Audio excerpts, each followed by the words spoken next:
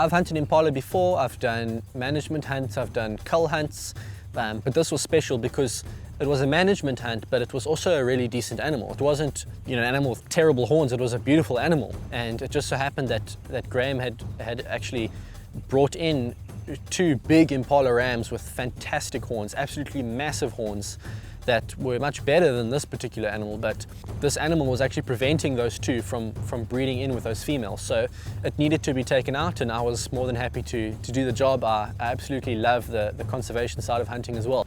It was a better part of the morning that we took looking for the Impala ram. They're not just one of those animals that you find standing in the open. They are an animal that browses on bush. It wasn't as straightforward as we thought. I thought it would be a case of going to an area where we thought this Impala ram would be, and that we'd find it there fairly early on, but it was a challenging hunt. We really took our time. We went all over this farm.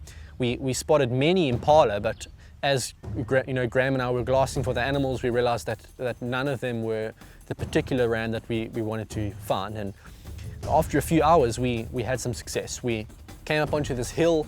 We had an area where it was thick, and then it opened up to a more open area, and we came out and we saw these Impala were grazing, and the one that we were after was there. Right, we've just spotted the animal that we're after. They're relaxed, they're grazing, they don't know we're here, so we're just going to take a walk through this bush and just set up in a position, any position that we can get a clear shot at. It's going to be difficult because it's quite thick up here, but it's open, more open down there, so see if we can get it set up and see if we can take a shot at that animal. The way it was done, the animal had no clue that we were there.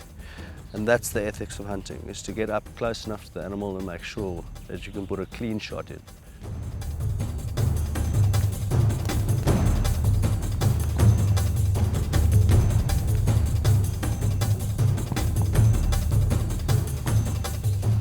We waited for the Impala ram to actually move out into a more open area. I took a sitting shot where I was able to, not as steady as a prone shot, but able to take my time and get the crosshairs right on the heart and lung area of that animal. And when I took the shot, it was exactly as I wished.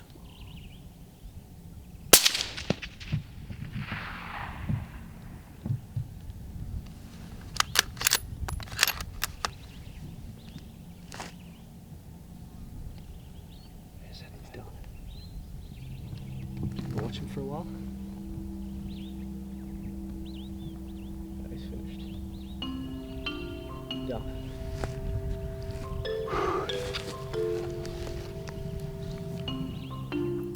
With this Impala, we've been sitting here waiting for probably about half an hour to 45 minutes, just waiting for them to graze across so we can get a clear shot.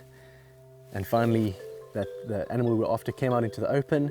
Didn't have a super steady rest here. I was sitting down and resting on a sandbag here, but put the crosshairs just about on his shoulder, so must have got a pretty good heart and lung shot, because you could see the way he jumped and eventually fell down, that it was a good shot. So I'm very, very happy.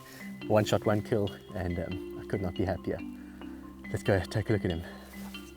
Right, well, that's another beautiful animal down here at Olivewoods. Another happy hunter, and I'm really happy with the way that played out. Again, it was a good shot, and I think that basically comes down to the fact that we had the time to set up and get comfortable, and it wasn't something that we rushed. So I'm really, really happy.